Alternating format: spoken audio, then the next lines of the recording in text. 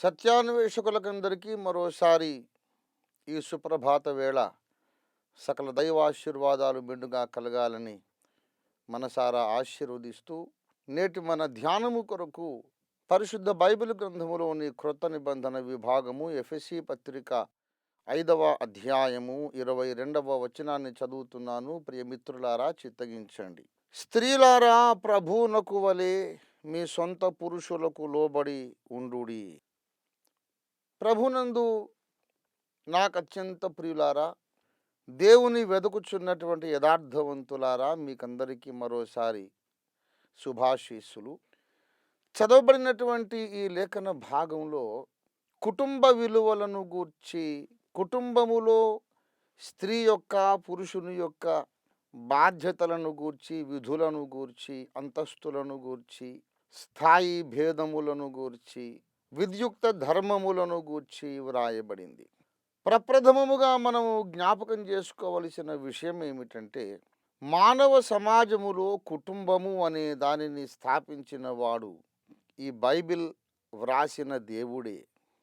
ఈ బైబిల్ రచయిత, ప్రకృతి యొక్క నిర్మాణకుడు, విశ్వ నిర్మాణకుడు, సకల చరాచర ప్రాణికోటి సృష్టికర్త. ఆయనే బైబిల్ గ్రంథాన్ని ప్రవక్తల ద్వారా తన ఆత్మావేశముతో వ్రాయించాడు. ఆయనే కుటుంబ వ్యవస్థను స్థాపించాడు. ఏ దేవుడైతే మట్టి నుండి మొదటి మానవుణ్ణి సృజించి తన జీవాత్మను అతని నాసికారంధ్రముల్లో ఊదాడో, ఆ దేవుడే అన్నాడు ఆదికాండము 2వ అధ్యాయము 18వ వచనంలో, నరుడు ఒంటరిగా ఉండుట మంచిది కాదు, అతనికి సాటి అయిన సహాయమును అతని కొరకు చేయుదును అనుకున్నాడు. డార్విన్ గారు చెప్పినట్లుగా కోతులు పోయి మనుషులైనాయని, మగ కోతులేమో పురుషులైనారు, ఆడకోతులు స్త్రీలైనారు. ఆ తర్వాత కొంతకాలం ఈ తోకలు ఊడిపోయిన కోతి మూక, తోకలు ఊడిపోయిన కోతులే కదా మనుషులు, డార్విన్ గారి సిద్ధాంతం ప్రకారం. ఈ తోకలు ఊడిపోయిన పెద్ద పెద్ద కోతులన్నీ కూడా కలిసి కూర్చొని ఒక కూటం పెట్టుకొని, ఇంతవరకు మనకు తోకలు ఉండినప్పుడు ఏ ఆడకోతైనా ఏ మగ కోతినోనైనా జత కట్టేది. ఇప్పుడు మనము తోకలు ఊడిపోయి మనుషులమైపోయినాము కాబట్టి మగ కోతులు ఆడకోతులు ఇష్టానుసారంగా విచ్చలవిడిగా కలుసుకోవడం బాగుండలేదు, కొంచెం సంస్కరించబడాలి. ఒక పురుషుడు ఒక స్త్రీ నిబంధన చేసుకుంటే బాగుంటుందని తోకలూడిపోయిన కోతుల సమాజం చేసినటువంటి తీర్మానం కాదు కుటుంబ వ్యవస్థ అంటే. అసలు కోతుల్లో నుండి మనుషులు పుట్టలేదు, ఎప్పటికీ పుట్టబోరు. కోతులకు కోతులే పుడతాయి, మనుషులకు మనుషులే పుడతారు బాబు. ఇప్పటికీ కోతులు కోతులనే కంటున్నాయి. కోతులకు మనుషులు పుట్టేది వాస్తవమైతే అసలు కోతి జాతి అనేది ఉండకూడదు. పరిణామ దశలో అది ఒక దశగా అంతరించిపోవాలి. ఒకప్పుడు ఇలా ఉండేవాళ్ళు మనుషులు తోకలు వేసుకొని, ఇప్పుడు ఇలా మారిపోయారని చెప్పుకోవాలి తప్ప మన కళ్ళ ముందే కోతులు ఉండడం ఏంటి? ప్రియ మిత్రులారా, కోతులకు కోతులే పుడతాయి, మనుషులకు మనుషులే పుడతారు. కోతుల్లో నుండి మనుషులు పుట్టరు, కానీ మనుషులకు మాత్రం కొంతమంది కోతులు పుట్టి ఇట్లాంటి కోతి సిద్ధాంతాలు కల్పిస్తూ ఉంటారు. జంతువుల్లో నుండి మనుషులు రావడం పచ్చి అబద్ధం. దేవుడు ప్రథమ మానవుణ్ణి కూడా ఇప్పుడు నీవు నేను మనమున్నంత పరిపూర్ణ మానవునిగా సృష్టించాడు. పరిణామవాదము తప్పు. ప్రప్రథమ మానవుడు ఇప్పుడు మీరు నేను ఉన్నట్లే ఉన్నాడు తప్ప ఏమాత్రము భిన్నంగా లేడు లేడు లేడు. ఆ ప్రథమ మానవుణ్ణి దేవుడు యవన దశలో ఉన్నవానిగా సృష్టించాడు.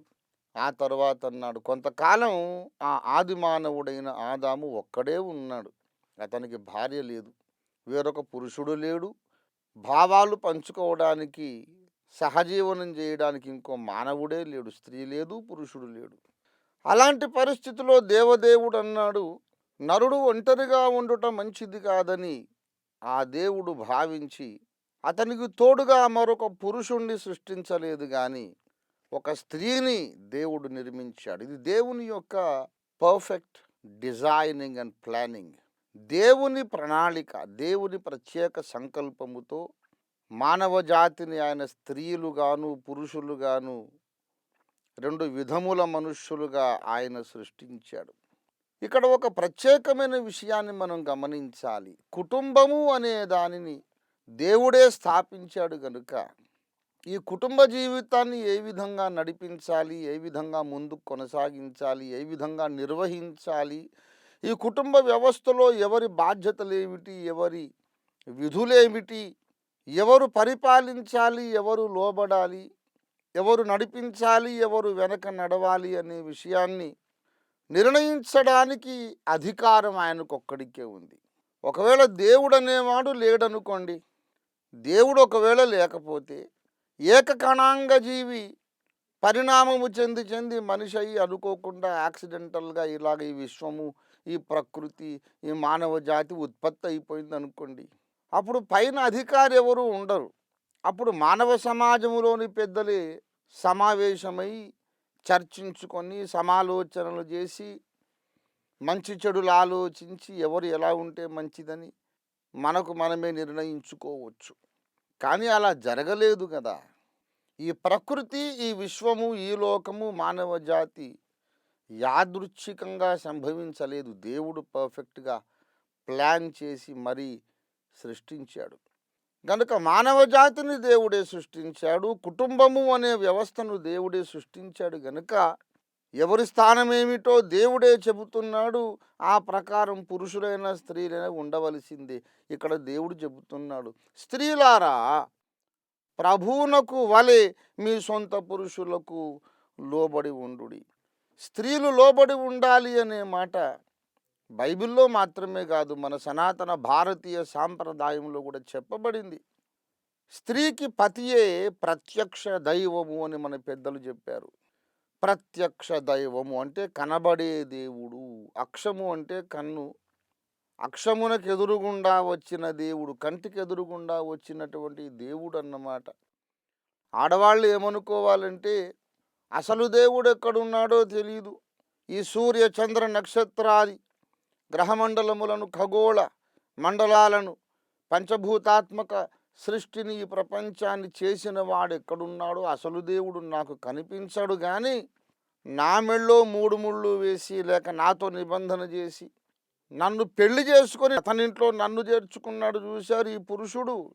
అతడు అనాకారి అయినా, అందగాడైనా, పొడుగైనా, పొట్టైనా, చదువరి అయినా, పామరుడైనా, ఎవరైనా సరే అతడు నాకు కనిపించే దేవుడు. నాకు సంబంధించినంత వరకు ఇతడే దేవుడని అనుకోవాలి. ఇది భారతీయ సాంప్రదాయము నేర్పించింది. భారతదేశం ఏమి చెప్పిందో బైబిల్ అదే చెప్పింది. బైబిల్ ఏం చెప్పిందో భారతదేశం అదే చెప్పింది.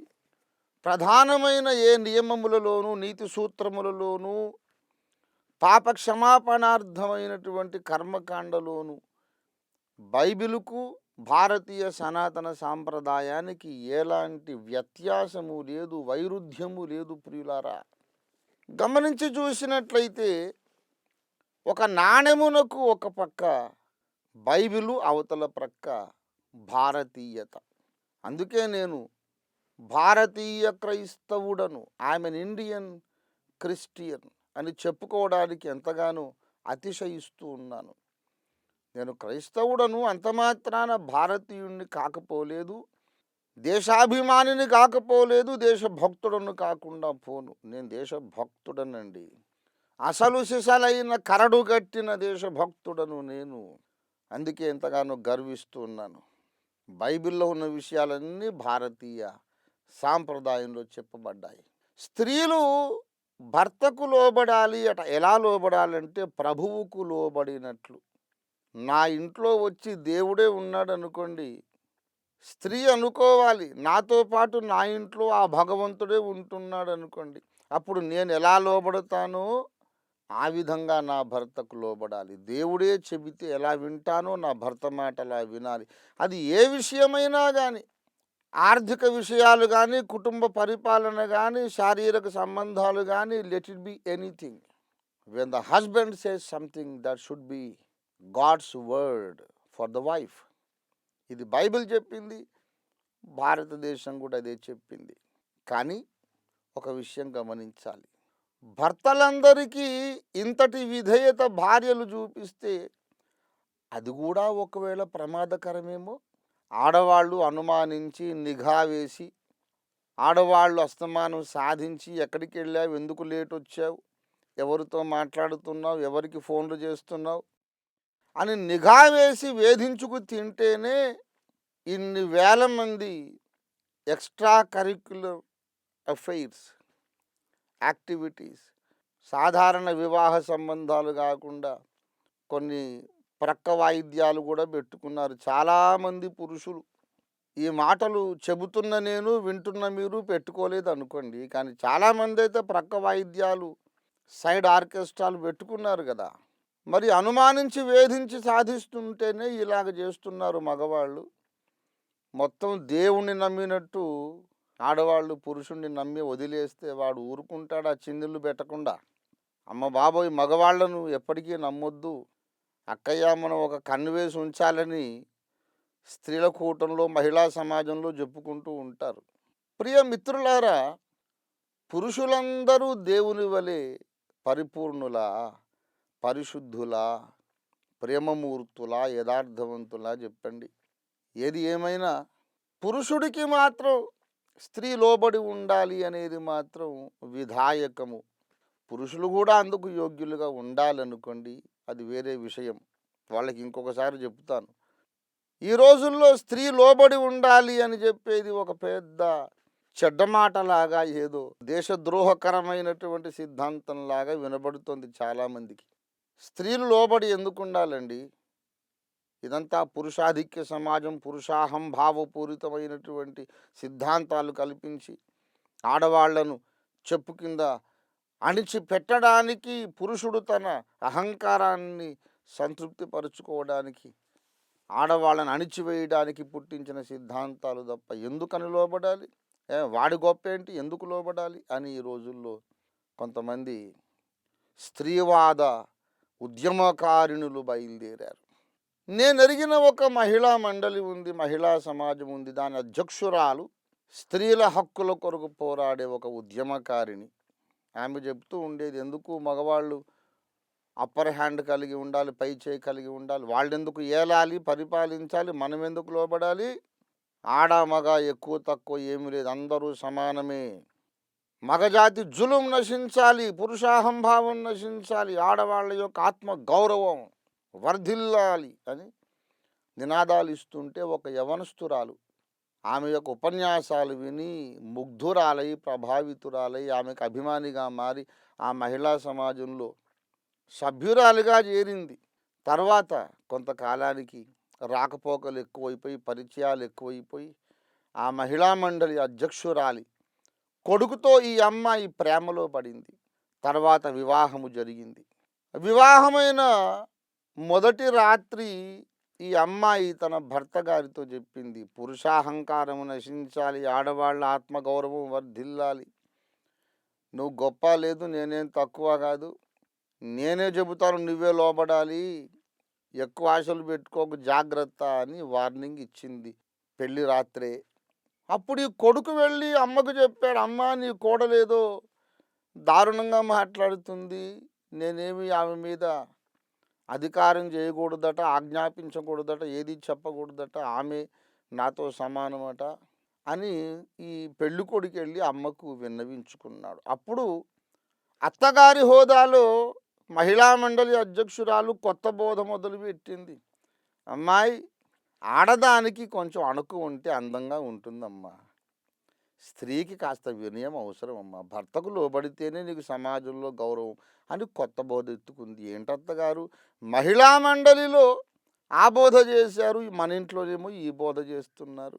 ప్రియమిత్రులారా, ప్రతి తల్లి కూడా తన కొడుకుకు పెళ్లి చేసినప్పుడు కోడలు తన కొడుకు లోబడాలని కోరుకుంటుంది. పురుషులు స్త్రీలు సమానము అనే మహిళావాదము ప్రకృతికే విరుద్ధం, సృష్టికర్తకే విరుద్ధం, వేదములకు విరుద్ధము, బైబిల్కు విరుద్ధము, సకల మత గ్రంథాలకు విరుద్ధం. స్త్రీని దేవుడు చేసినప్పుడే పురుషుడు కోసం చేశాడు. స్త్రీ కొరకు పురుషుడు నిర్మించబడలేదు, పురుషుని కొరకు స్త్రీ నిర్మించబడింది. స్త్రీలు లోబడి ఉంటే సమాజం ఘనపరుస్తుంది, దేవుడు మెచ్చుకుంటాడు, బహుమానం ఇస్తాడు. ఇంతకు ఈ విషయం ఎందుకు చెప్పానంటే, ప్రభువునకు వలె మీ స్వపురుషులకు లోబడమని బైబిల్ చెబుతోంది. ఎఫెసీ 5:22లో ఆ క్రింద 24వ వచనంలో, సంఘము క్రీస్తుకు లోబడి ఉన్నట్లుగా భార్యలు కూడా ప్రతి విషయములో పురుషులకు తమ భర్తలకు లోబడవలెను. ఈ అంశమంతటిలో ఉన్నటువంటి సౌందర్యం ఏమిటంటే, పురుషుడికి స్త్రీ తప్పకుండా లోబడాలి అని ఎందుకు దేవుడు నియమించాడంటే, ఇది ఒక సుందర సాదృశ్య చిత్రము, దృష్టాంతము. భక్త సమాజమంతా ఒక భార్య వంటిది. ఆ పరమ దివ్య పురుషుడు, సృష్టికర్త, విశ్వకర్మ, ఆ ప్రజాపతి మనందరికీ భర్త. ప్రతి పురుషుడు కోరుకుంటాడు, నా భార్య నాకు లోబడి ఉండాలని. అలాగే ఆ సృష్టికర్త కోరుకుంటున్నాడు, నేను సృష్టించిన మానవులందరూ నాకు లోబడి ఉండాలని. అప్పుడు ఆయన వస్తాడు, తనకు విధేయులైన వారిని చెయ్యి పట్టుకొని, కొత్త పెళ్లి కొడుకు తన భార్య చిటికన వేలు పట్టుకొని నడిపించుకొని తన ఇంటికి తీసుకుపోయినట్టు ఆ దేవదేవుడు వస్తాడు, తనకు లోబడిన భక్తులను చెయ్యి పట్టుకొని తీసుకొని ఆకాశ మహాకాశ మండలాలు దాటించి మోక్షపురికి, ఆ స్వర్గనగరికి తీసుకెళ్ళిపోతాడు. అలా దేవుడు మనల్ని తీసుకెళ్ళడానికి వస్తున్నాడని చెప్పడానికి శ్రీమద్ విరాట్ పోతులూరి వీరబ్రహ్మేంద్ర స్వామి వారు చెప్పారు, వీరభోగ వసంతరాయుడు వస్తున్నాడని. భగవంతుడు పెళ్లి కుమారుడుగా వస్తాడు. ఆయనకు మనం ఒక భార్య లోబడ్డట్టుగా లోబడాలి. వేదములలో దేవుడు యజ్ఞమై తిరిగి లేస్తాడని రాయబడి ఉండగా, అసలు యజ్ఞం అక్కరలేదు, యజ్ఞమైనటువంటి యేసు దేవుడే గాడు అని మాకక్కరలేదని త్రోసివేయడం దేవునికి లోబడడం అవుతుందా, ధిక్కరించడం అవుతుందా? విజ్ఞులు, భక్తిపరులు మీరే ఆలోచించండి. నిజముగా ఒక స్త్రీ తన భర్తకు లోబడవలసినట్లు మనము భారతీయులమైన మనము దేవునికి లోబడే గుణం కలిగి ఉంటే, ఆ దేవుడు పంపిన ఆజ్ఞను తప్పక శిరసా వహిస్తాం. వేదము చెప్పినట్లు భగవంతుడు నరావతారమెత్తి చనిపోయి లేచాడని, ఈ వ్యవహారమంతా భూమధ్యపురంలో జరిగిందని నమ్మాలి, నమ్ముతాము. అలా కాకపోతే మనం మన భర్తకు లోబడ్డట్టే కాదు. భర్తకు లోబడండి, పతివ్రతలు కండి. ఆ పరమ భర్త మన విధేయత కొరకు ఆశిస్తున్నాడు. దేవుడు మీకు జ్ఞాన హృదయం ఇచ్చునుగాక. ప్రార్థించుకుందాం. ప్రేమ కలిగిన మా మహాపరిశుద్ధ ప్రభు పరమ తండ్రి, ఈ దినమున మీరు పంపిన శుభ పరలోక దివ్య వర్తమానము కొరకు నీకు వందనాలు చెల్లిస్తున్నాము. విన్న వాక్యమును మా అందరిలోనూ ఫలింపజేయమని, మేమందరమును నీకు లోబడువారుగా మమ్మును మేము సంస్కరించుకోవడానికి సహాయము, శక్తి, జ్ఞానము, విధేయ హృదయము దయచేయమని యేసు పరిశుద్ధనామంలో స్తుతించి ప్రార్థిస్తున్నాము తండ్రి. ఆమేన్, ఆమేన్, ఆమేన్.